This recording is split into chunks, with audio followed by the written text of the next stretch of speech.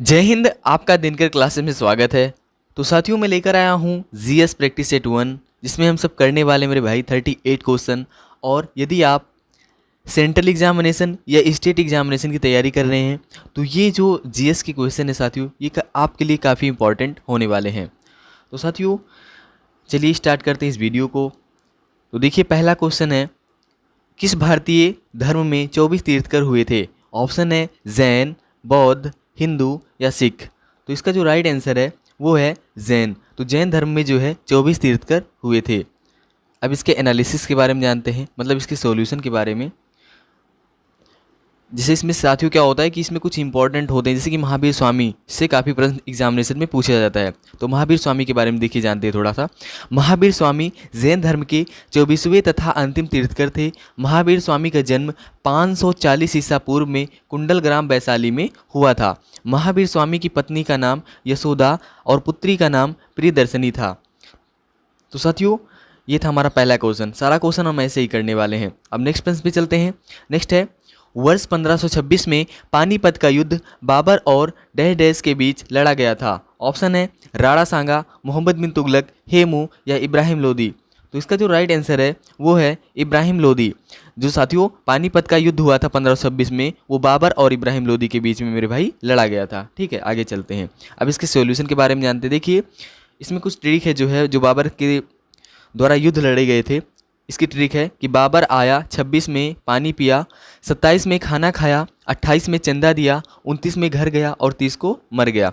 मतलब कि साथियों 26 में क्या, पानी पिया, मतलब पानीपत का युद्ध हुआ था जिसमें इब्राहिम लोदी पराजित हुआ था। इसके बाद में फिर आपका 27 में जो है खाना, मतलब खानवा का युद्ध हुआ और राणा सांगा पराजित हुआ।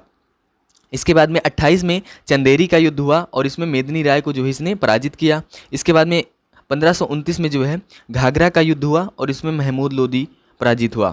और लास्ट में 1530 में क्या हो गया, इसकी मृत्यु हो गई साथियों। ठीक है, नेक्स्ट प्रश्न पे चलते हैं। व्यापारिक कंपनियों ने मुगल साम्राज्य के दौरान 1605 में भारत में मछलीपट्टनम में अपने ठिकाने स्थापित किए। ऑप्शन है अंग्रेज, फ्रांसीसी, पुर्तगाली या डच। तो इसका जो राइट आंसर है वो है मेरे भाई डच। ठीक है, तो डच व्यापारिक कंपनियों ने मुगल साम्राज्य के दौरान 1605 में भारत में मछलीपट्टनम में अपने ठिकाने स्थापित किए। जैसे साथियों पुर्तगाल, तो पुर्तगाल कौन था? वास्को डिगामा है ना। वास्को डिगामा जो है 1498 में जो है वो भारत आया था ना, उसने भारत की खोज की थी 1498 में, तो वो पुर्तगाली था। नेक्स्ट प्रश्न पे चलते हैं। नेक्स्ट है साथियों, आर्य समाज के संस्थापक कौन थे? ऑप्शन है आचार्य नारेंद्र देव, दयानंद सरस्वती, राजा राम मोहन रॉय या आचार्य विनोबा भावे। तो इसका जो राइट आंसर है वो है मेरे भाई दयानंद सरस्वती। दयानंद सरस्वती जी ने आर्य समाज की स्थापना की थी। तो दयानंद सरस्वती ने साथियों 1875 में जो है आर्य समाज की स्थापना किए थे। इसके अलावा राजा राम मोहन राय ने साथियों ब्रह्म समाज की स्थापना 1828 में की थी। और जो है राजा राम मोहन राय के द्वारा साथियों आत्मीय सभा की भी स्थापना 1815 में की गई थी। और राजा राम मोहन राय के ही द्वारा वेदांत कॉलेज की स्थापना 1825 में की गई थी। नेक्स्ट प्रश्न पे चलते हैं। भारतीय संविधान में कितनी अनुसूचियां हैं? 6, 18, 12 या 24। तो इसका जो राइट आंसर है वो है 12। देखिए, जब हमारा भारतीय संविधान बना था तो उसमें 8 अनुसूचियाँ थी, लेकिन बाद में 12 अनुसूची हो गई।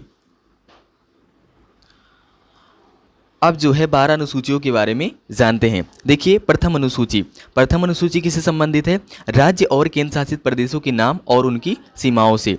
दूसरी अनुसूची है ये वेतन और भत्तों से संबंधित है। जो तीसरी अनुसूची है ये शपथ या प्रतिज्ञान से संबंधित है। और चौथी अनुसूची जो है ये राज्यसभा में सीटों का आवंटन संबंधित है। नेक्स्ट है पांचवी अनुसूची जो है अनुसूचित तथा अनुसूचित जनजाति क्षेत्रों के प्रशासन एवं नियंत्रण से संबंधित है। छठी अनुसूची जो है ये कुछ विशेष राज्य से संबंधित है, जैसे कि असम, मेघालय, त्रिपुरा और मिजोरम। आप इसको याद कर सकते हैं AM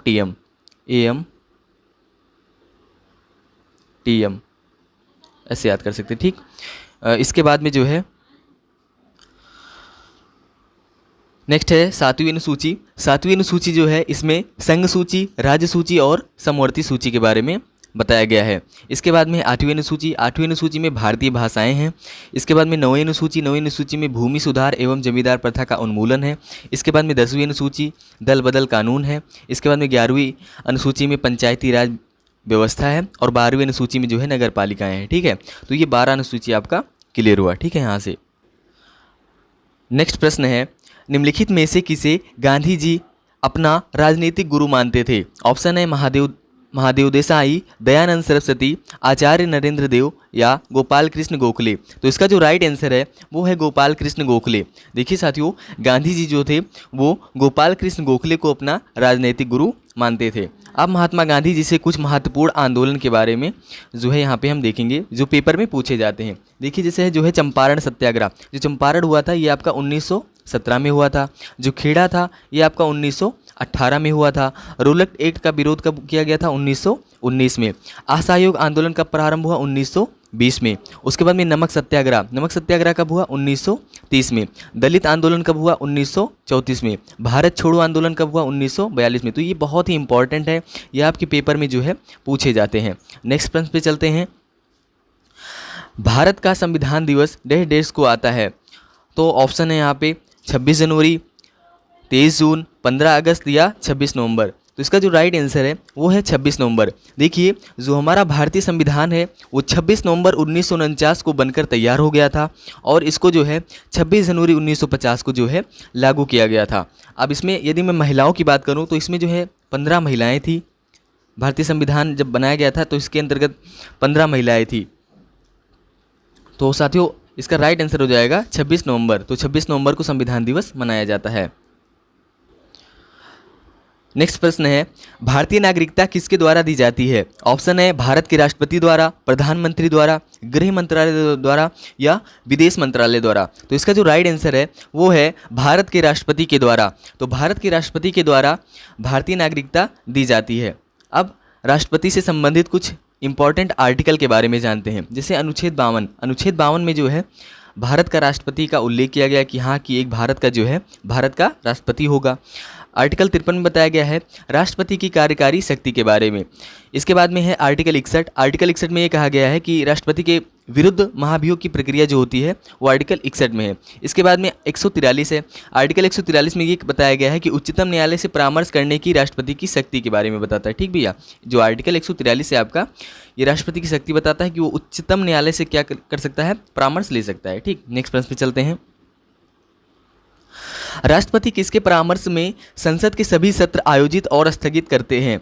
तो ऑप्शन है अध्यक्ष, प्रधानमंत्री, प्रधानमंत्री और लोकसभा के विरोधी पक्ष के नेता या मंत्रिपरिषद। तो इसका जो राइट आंसर है वो है मंत्रिपरिषद। तो मंत्रिपरिषद के द्वारा राष्ट्रपति परामर्श करके संसद के सत्र को आयोजित या स्थगित कर सकता है। अब मंत्रिपरिषद का जो उल्लेख है वो आर्टिकल 74 में बताया गया है। 74 में कहा गया कि राष्ट्रपति को सलाह एवं सहायता प्रदान करने के लिए मंत्रिपरिषद का गठन। ठीक है, जो आर्टिकल 74 है ये बताता है कि राष्ट्रपति को जो है सलाह ले सकता है मंत्रिपरिषदों से। तो 74 में बताया गया है। नेक्स्ट प्रश्न पे चलते हैं। नेक्स्ट है, लोकसभा अध्यक्ष अपना त्याग पत्र किसे संबोधित करता है? ऑप्शन है भारत के राष्ट्रपति, प्रधानमंत्री, लोकसभा के उपाध्यक्ष या भारत के मुख्य न्यायाधीश। तो इसका जो राइट आंसर है वो है लोकसभा के उपाध्यक्ष। लोकसभा के उपाध्यक्ष को ये जो है अपना त्यागपत्र संबोधित करता है। अब इसके एनालिसिस के बारे में जानते हैं। लोकसभा अध्यक्ष अपना त्यागपत्र लोकसभा उपाध्यक्ष को संबोधित करता है। लोकसभा अपने अध्यक्ष का निर्वाचन स्वयं में से ही करती है। लोकसभा अध्यक्ष अपने पद के लिए कोई पृथक शपथ या प्रतिज्ञा नहीं ग्रहण करता है। इसका तात्पर्य साथियों कि ये जो है लोकसभा अध्यक्ष जो होता है इसको राष्ट्रपति के द्वारा जो है शपथ नहीं दिलाया जाता। ठीक ना मेरे भाई?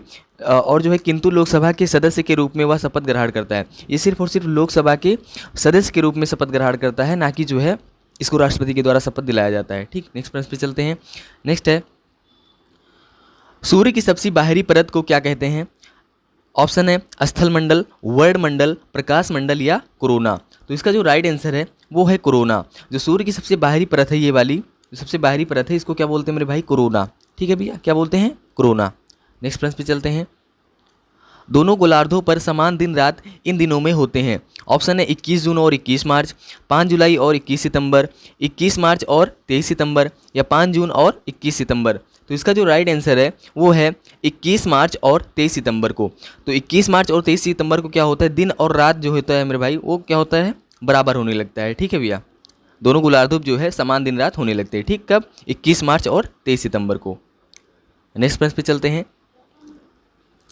किस राज्य में सबसे लंबी तटरेखा है? ऑप्शन है आंध्र प्रदेश, महाराष्ट्र, गुजरात या कर्नाटक। तो इसका जो राइट आंसर है वो है गुजरात। तो गुजरात की जो तटीय रेखा है वो सबसे लंबी है। और यदि मैं बात करूँ सबसे छोटी किसकी है, तो सबसे छोटी है मेरे भाई गोवा की, 106 किलोमीटर, 106 किलोमीटर है। ठीक मेरे भाई, सबसे छोटी है ये।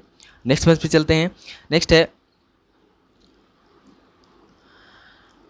भारतवर्ष में खरीफ की फसल की कटाई वर्ष के किस महीने में की जाती है? ऑप्शन है जनवरी मार्च, फरवरी अप्रैल, सितंबर अक्टूबर या नवंबर जनवरी। जैसे कि जो यदि मैं खरीफ की फसल की बात करूं तो खरीफ की फसल के अंतर्गत कौन कौन सी फसलें आती हैं? जैसे हो गया आपका धान, मक्का, ज्वार, बाजरा, मूंग, मूंगफली, गन्ना, सोयाबीन, उड़द, तुअर, कुल्थी, जूट, सन और कपास आदि हैं। ठीक है, तो ये जो सारी फसलें हैं ये सब खरीफ की फसलें हैं और जितनी भी दालें हैं वो सब रबी की फसलें हैं। ठीक मेरे भाई, तो ये कह रहा है कि कब कटाई की जाती है इसकी। देखिए जो धान है हमारा कब की कटता है, ये जाके सितंबर और अक्टूबर में कटता है ना, तो सितंबर और अक्टूबर में इसमें कटाई की जाती है। और इसको बोया कब जाता है, जून जुलाई में इसको जो है धान का रोपण किया जाता है ना, तो जून और जुलाई में इसको जो है खरीफ की फसल को बोया जाता है। और काटा कब जाता है, सितंबर अक्टूबर में। नेक्स्ट प्रश्न पे चलते हैं। पोर्ट ब्लेयर डैश डैश की राजधानी है? ऑप्शन है अंडमान और निकोबार, आंध्र प्रदेश, बिहार और पश्चिम बंगाल। तो इसका जो राइट आंसर है वो है अंडमान और निकोबार। जो पोर्ट ब्लेयर राजधानी है वो अंडमान और निकोबार की है। अब देखिए यहाँ पे जो है ये अंडमान आइसलैंड है। अब इसको जो है अंडमान को निकोबार से कौन सा डिग्री चैनल अलग करता है, ये आपके पेपर में पूछता है। तो 10 डिग्री, तो 10 डिग्री जो चैनल है वो आपका अंडमान से निकोबार को अलग करता है। ठीक है भैया, नेक्स्ट प्रश्न पे चलते हैं। नेक्स्ट है, मुद्रा बैंक किसकी सहायता के लिए शुरू की गई थी? लघु कारोबार के लिए, सीमांत किसान के लिए, गरीब महिलाओं के लिए या ग्रामीण क्षेत्र के लिए? तो इसका जो राइट आंसर है वो है लघु कारोबार के लिए। तो मुद्रा बैंक जो ओपन किया गया था वो लघु कारोबार के लिए। नेक्स्ट प्रश्न पे चलते हैं। नेक्स्ट है, भारत में मिशन इंद्रधनुष अभियान किससे जुड़ा है? ऑप्शन है गर्भवती महिलाओं की पोषक आहार से, डायबिटीज़ मधुमेह के प्रति चेतना से, अंधापन उन्मूलन से या बच्चों की टीकाकरण से? तो इसका जो राइट आंसर है वो है बच्चों की टीकाकरण से। देखिए ये जो है बच्चों की टीकाकरण से संबंधित है। जो भारतीय मिशन इंद्रधनुष जो है ये बच्चों की टीकाकरण से संबंधित है। जैसे यहाँ लिखा भी है, समझदारी दिखाएं, अपने बच्चे का संपूर्ण टीकाकरण करवाएं। तो साथियों जो इसका राइट आंसर है वो हो जाएगा बच्चों का टीकाकरण से। नेक्स्ट प्रश्न पे चलते हैं। नेक्स्ट है, ग्रीन बैंकिंग का क्या अर्थ है? ऑप्शन है कृषि का वित्त पोषण करने वाले बैंक, सिंचाई परियोजनाओं का वित्त पोषण करने वाले बैंक, किसानों का वित्त पोषण करने वाले बैंक या पर्यावरण संरक्षी परियोजनाओं का वित्त पोषण करने वाले बैंक। तो इसका जो राइट आंसर हो जाएगा, जो ग्रीन बैंक का जो अर्थ है वो होता है पर्यावरण संरक्षी परियोजनाओं का वित्त पोषण करने वाले बैंक। तो ये इसका राइट आंसर हो जाएगा। नेक्स्ट प्रश्न पे चलते हैं। नेक्स्ट है, भौतिक मात्रा जर्क की इकाई क्या है? ऑप्शन है मीटर सेकंड, मीटर प्रति सेकंड घन, मीटर प्रति सेकंड वर्ग, मीटर प्रति सेकंड। तो इसका जो राइट आंसर है वो है मीटर प्रति सेकंड घन। तो जो जर्क की इकाई है वो क्या है, मीटर प्रति सेकंड घन। नेक्स्ट है, 0 डिग्री केल्विन किसके बराबर है? ऑप्शन है 273 degree Celsius, -273 degree Celsius, 0 degree Celsius या 100 डिग्री सेल्सियस। तो इसका जो राइट आंसर है वो है -273 डिग्री सेल्सियस। तो यहाँ पे के का मतलब है केल्विन और जो है सी का मतलब है यहाँ पे सेल्सियस। ठीक भैया, तो 0 डिग्री केल्विन का किसके बराबर है? तो -273 डिग्री सेल्सियस के। नेक्स्ट प्रश्न पे चलते हैं। धातुएं विद्युत का वाहन क्यों करती हैं? कम गलनांक के कारण, उच्च तनन सामर्थ्य के कारण और मुक्त इलेक्ट्रॉन के कारण या उच्च परमाणु घनत्व के कारण? तो इसका जो राइट आंसर है वो है मुक्त इलेक्ट्रॉन के कारण। तो मुक्त इलेक्ट्रॉन के कारण धातुएं विद्युत का वाहन करती हैं। ठीक है भैया, नेक्स्ट प्रश्न पे चलते हैं। नेक्स्ट है, चींटी के काटने पर कौन सा रासायनिक पदार्थ व्यक्ति के शरीर के भीतर जाता है? ऑप्शन है फॉर्मिक अम्ल, एसिटिक अम्ल, टॉर्टरिक अम्ल या साइट्रिक अम्ल। तो इसका जो राइट आंसर है वो है फॉर्मिक अम्ल। ठीक मेरे भैया, फॉर्मिक अम्ल जो होता है चींटी के काटने पर जो है ये व्यक्ति के शरीर में जो है पहुंच जाता है। कौन सा अम्ल पहुंचता है? फॉर्मिक अम्ल। ठीक है भैया, ये इसका जो फॉर्मूला होता है वो होता है CH2O2, CH2O2 इसका फॉर्मूला होता है। नेक्स्ट प्रश्न पे चलते हैं। नेक्स्ट है कोशिकाओं के अध्ययन के डैश डैश भी कहा जाता है। तो क्या कहा जाता है? साइटोलॉजी, फिजियोलॉजी, न्यूक्लियोलॉजी या सेलोलॉजी। देखिए लॉजी, जब भी ये वर्ड आएगा आपको इसका मतलब होता है अध्ययन। जब भी लॉजी आएगा, लॉजी का मतलब क्या होता है? To study. तो इसका मतलब क्या होगा? अध्ययन। यदि आप कुछ अध्ययन करते हैं तो उसके लास्ट में लॉजी लगा होता है। ठीक, तो जो इसका राइट आंसर है वो साइटोलॉजी। ठीक भैया, यहाँ पे गलत लिख गया है, साइटोलॉजी। ठीक है, साइटोलॉजी क्या होगा यहाँ पे? राइट आंसर होगा। कोशिकाओं के अध्ययन को साइटोलॉजी कहते हैं। नेक्स्ट प्रश्न पे चलते हैं। दालें निम्नलिखित में से किसकी प्रचुर स्रोत हैं? ऑप्शन है कार्बोहाइड्रेट की, प्रोटीन्स की, खनिज की या विटामिन्स की। तो ये जो दालें होती हैं ये जो है साथियों प्रोटीन्स की बहुत ज़्यादा इसमें प्रचुरता होती है। तो इसका राइट आंसर क्या हो जाएगा? B, protein. नेक्स्ट प्रश्न है उत्तर प्रदेश में खरीफ की फसल की बुआई होती है। अभी मैंने आपको बताया था उत्तर प्रदेश में जो खरीफ की फसल होती है इसको कब बोया जाता है? जून जुलाई में इसको जो है बोया जाता है। ठीक है, देखिए जो खरीफ की फसलें मानसून में जून और जुलाई में बोई जाती हैं और सितंबर और अक्टूबर में काटी जाती हैं। फॉर एग्जांपल कौन कौन सी फसलें हैं? जैसे आपका हो गया चावल, ज्वार, कपास, मक्का, ये सारी की सारी जो है खरीफ की फसलें होती हैं। ठीक है, नेक्स्ट प्रश्न पे चलते हैं। नेक्स्ट है साथियों कंप्यूटर का जनक किसे माना जाता है? ऑप्शन है Charles Babbage, Tim Berners-Lee, Douglas Carl Engelbart या सबीर भाटिया। तो इसका जो राइट आंसर है वो है चार्ल्स बेबेज। चार्ल्स बेबेज को कंप्यूटर का जनक कहा जाता है। इसके अलावा टिम बर्नर्स-ली ने साथियों WWW की जो है खोज की थी, मतलब कि वर्ल्ड वाइड वेब जो होता है आपका। इसके अलावा डगलस कार्ल एंजलबर्ट ने जो है माउस का खोज किया था। ठीक है, डगलस, इन्होंने देखिए इस प्रकार से कुछ लकड़ी टाइप का जो है माउस था, इन्होंने इसको बनाया था। ठीक, डगलस कार्ल एंजलबर्ट ने किसको खोजा था? तो किसका जनक माना जाता है इनको? तो माउस का जनक माना जाता है। ठीक भैया, आगे चलते हैं। नेक्स्ट प्रश्न है 1 टेराबाइट कितने मेगाबाइट के बराबर होता है? देखिए 1 टेराबाइट में कितना GB होता है? तो 1 टेराबाइट में 1024 GB होता है। और MB में पूछा है तो MB बताने के लिए क्या करेंगे? GB को भी MB में चेंज कर देंगे। तो 1 टेराबाइट में 1024 GB होता है और 1 GB में कितना होता है? 1024 MB होता है। तो इसका जो राइट आंसर हो जाएगा वो हो जाएगा डी, 1024 गुणे 1024। ठीक भैया, अब देखिए यहाँ पे थोड़ा और देखते हैं। एक जो KB होता है आपका उसमें 1024 बाइट्स होता है, 1 MB में 1024 KB होता है, 1 GB में 1024 MB होता है, 1 TB में 1024 GB होता है और 1 पेटाबाइट में 1024 टेराबाइट होता है। ठीक, TB का मतलब होता है टेराबाइट। ठीक, नेक्स्ट प्रश्न पे चलते हैं। नेक्स्ट है रियो शिखर सम्मेलन का संबंध किससे है? ऑप्शन है जैव विविधता पर सम्मेलन, ग्रीन हाउस गैस, ओजोन रिक्तीकरण या आर्द्रभूमि। तो इसका जो राइट आंसर है वो है जैव विविधता पर सम्मेलन। तो जैव विविधता पर सम्मेलन इसका राइट आंसर हो जाएगा। इसके बाद में नेक्स्ट प्रश्न है केवलादेव राष्ट्रीय उद्यान डैश डैश स्थित है। ऑप्शन है कर्नाटक, मध्य प्रदेश, महाराष्ट्र, राजस्थान। तो इसका जो राइट आंसर है वो है राजस्थान। जो केवलादेव राष्ट्रीय उद्यान है ये आपका राजस्थान में स्थित है। अब राजस्थान के कुछ इंपॉर्टेंट राष्ट्रीय उद्यान के बारे में जानते हैं। केवलादेव राष्ट्रीय उद्यान, सरिस्का राष्ट्रीय उद्यान, रणथंभौर राष्ट्रीय उद्यान, मुकुंदरा हिल्स नेशनल पार्क और डिजेट नेशनल पार्क, ये राजस्थान के 5 राष्ट्रीय उद्यान हैं। नेक्स्ट प्रश्न पे चलते हैं। नेक्स्ट है अंतरिक्ष में जाने वाले प्रथम भारतीय व्यक्ति का नाम बताइए। ऑप्शन है विद्युत मिश्रा, कपिलेश त्रिपाठी, राकेश शर्मा या ईश कुमार वैद। तो इसका जो राइट आंसर है वो है राकेश शर्मा।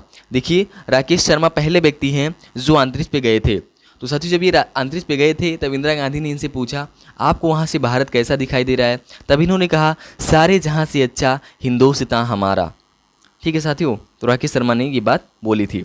आगे चलते हैं। नेक्स्ट है मालगुडी डेज डैश डैश द्वारा लिखी गई किताब है। ऑप्शन है विजय कृष्ण आचार्य के द्वारा, रजत अरोरा के द्वारा, मृणाल झा के द्वारा या आर के नारायण के द्वारा। तो इसका जो राइट आंसर है वो है आर के नारायण के द्वारा। आर के नारायण के द्वारा मालगुडी डेज जो है इसको जो है क्या किया गया था? लिखा गया था। ठीक है साथियों, आर के नारायण के द्वारा मालगुडी डेज की लिखा गया था, मालगुडी डेज। नेक्स्ट प्रश्न है भांगड़ा लोक नृत्य है। ऑप्शन है अरुणाचल प्रदेश, पंजाब, असम, नागालैंड। तो इसका जो राइट आंसर है वो है पंजाब। भांगड़ा जो है वो पंजाब का एक लोक नृत्य है।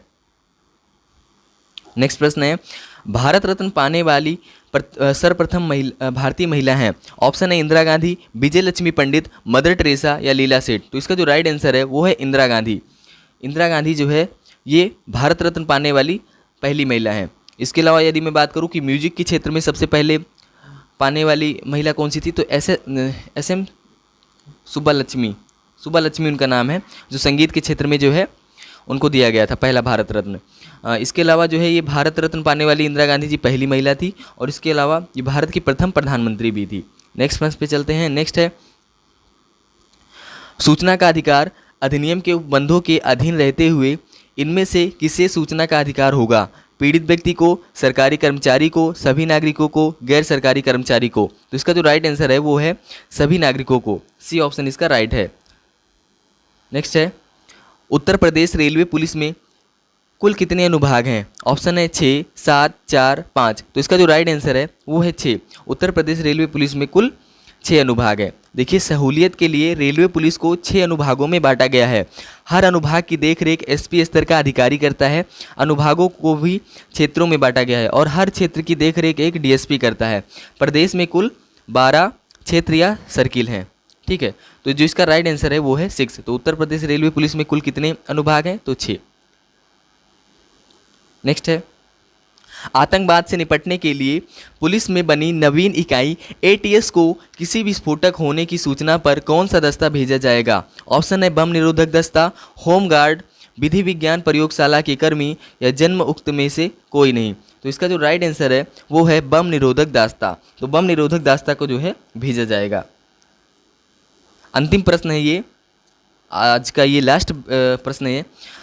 उत्तर प्रदेश में होली के त्यौहार पर लठमार होली मनाई जाती है। ऑप्शन है वृंदावन में, बरसाना में, मथुरा में या गोकुल में। तो इसका जो राइट आंसर है वो है आपका बरसाना में। तो बरसाना में जो है या नंदगांव में। ठीक है भैया, बरसाना या नंदगांव में क्या होती है? लठमार होली होती है कुछ इस प्रकार से। ठीक भैया, तो ये आज का लास्ट प्रश्न था।